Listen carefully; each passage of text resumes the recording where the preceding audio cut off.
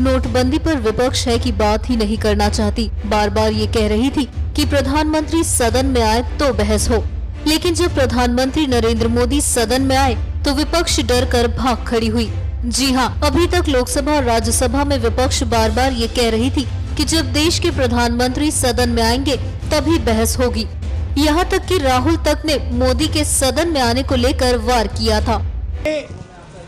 जो प्रधानमंत्री ने किया है ये दुनिया का सबसे बड़ा इम्प्रॉम्प्टू फाइनेंशियल एक्सपेरिमेंट है।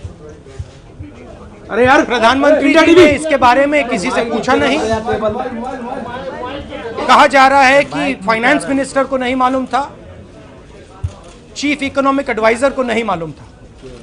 ये डिसीजन फाइनेंस मिनिस्टर का नहीं है, ये प्रधानमंत्री का डिसीजन है और इस डिसीजन के कारण करोड़ों लोगों को जबरदस्त नुकसान हुआ है। प्रधानमंत्री पॉप कॉन्सर्ट में जाकर भाषण दे सकते हैं, नाच गाना हो रहा है वहां भाषण दे सकते हैं।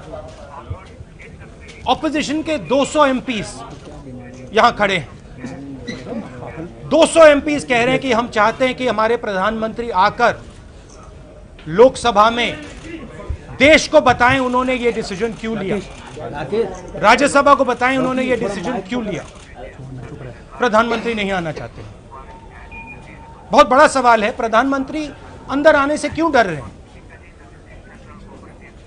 कुछ ना कुछ कारण तो होगा कि प्रधानमंत्री को घबराहट है कि मैं अंदर ना जाऊं।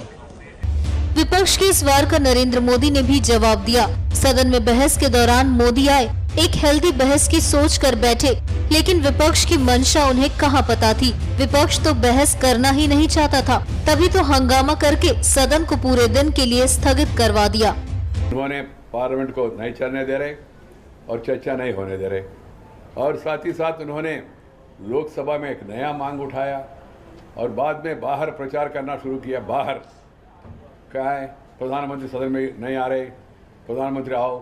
प्रधानमंत्री सदन में आए, आज बुधवार है, उनका बिजनेस डे भी है, प्रधानमंत्री आए थे, मगर विपक्ष को क्या हुआ, सदन को क्यों नहीं चलने दिया? मांग कर रहे थे प्रधानमंत्री सत्र में आ गया, फिर विपक्ष को क्या हुआ, क्यों सदन को नहीं चलने दे रहे? इसको समाधान चाहते देशवासी। कुछ ना कुछ बहाना बना के सदन को चलने नहीं देना, हंगामा करके सरकार के ऊपर गलत प्रचार करना इनका आदत बन गया। दूसरा, वो लोग कह रहे गरीबी को विरुद्ध करते हैं। मैं कहना चाहता हूँ लोगों को, हम गरीबी लोगों का आकांक्षा का प्रतिनिधित्व करने वाले सरकार ये है। कारण क्या है, लोगों ने हमको मैंडेट दिया है। 2014 का चुनाव में लोगों ने भारी मत से हमको मैंडेट दिया है।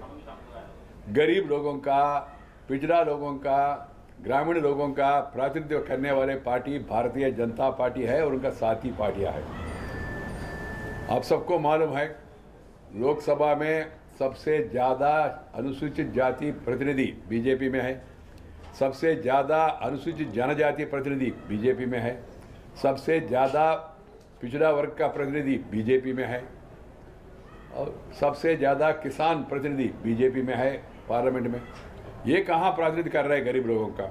हमारा कहना है हम गरीबी लोगों को प्रतिनिधित्व कर रहे हैं, और गरीबों के उत्थान के लिए, उनका संरक्षण के लिए प्रधानमंत्री ने जो कठोर निर्णय लिया, एक साहस के साथ उन्होंने कदम उठाया, क्रांतिकारी कदम। पूरा देशवासी इससे खुश है, देशवासी इसको स्वागत कर रहे हैं, और गरीबी लोग चाह रहे हैं ये सफल हो जाए और उसका अंत में उनको फायदा हो। ये लोगों का मत है। ये लोग कह रहे हैं हम गरीबी का पढ़ रहे, आप संख्या बढ़ने से गरीबी का नंबर ऑफ पार्टी से होगा नहीं भाई, नंबर ऑफ नंबर से होगा। पार्लियामेंट माने, लोकतंत्र माने, हम 10 पार्टी है, 9 पार्टियां है तो ठीक है, मगर संख्या कितना है वही विषय है ना। संख्या कितना है? लोकसभा में maximum number of parliament members, parliament चले यही चाहते, बहस हो जाए यही चाहते। आप लोग बहस नहीं होने दे रहे, सदन नहीं चलने दे रहे, और इसके विपरीत में हमारे ऊपर, सरकार के ऊपर गलत आरोप कर रहे हैं। अभी कल का उपचुनाव का नतीजा भी देख लीजिएगा। तो देख लिया ना विपक्ष की चाल, क्योंकि विपक्ष जानती है कि अगर बहस हुई और प्रधानमंत्री ने बोला तो पूरा खेमा ही नेस्तानाबूद हो जाएगा। इसलिए बेहतर है कि सदन नहीं चलने दे।